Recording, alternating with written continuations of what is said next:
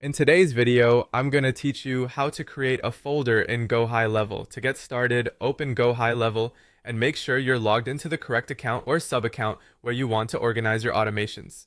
This is helpful if you manage multiple locations because creating the folder in the right place from the beginning will save you time later. Once you're inside Gohighlevel, look over to the left-hand side of the screen. This is where you'll find the main navigation menu for the platform.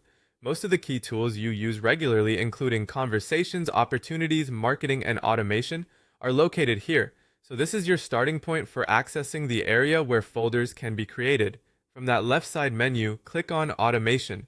This will take you into the Automation section, where your workflows are stored and managed.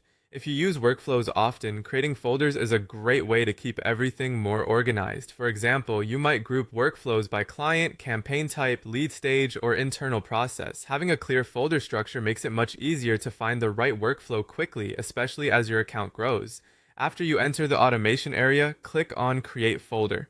This option is used specifically to make a new folder that can hold and organize your workflows. If you're trying to clean up a busy workspace, this is one of the simplest ways to do it. Next, type in the folder's name. Choose a name that is clear and easy to recognize later. It's usually best to keep the name specific enough that you immediately know what belongs inside it. For example, a folder name based on a department, service, or campaign category can make future navigation much smoother. Once you've entered the folder name, click on Create. As soon as you do that, your new folder will be added to the automation section. And that's it. You've successfully created a folder in Gohighlevel. This is a small step, but it can make a big difference in keeping your workflows organized and easier to manage over time. If you're building out multiple automations, taking a moment to sort them into folders now can help you avoid confusion later and make your workspace much more efficient.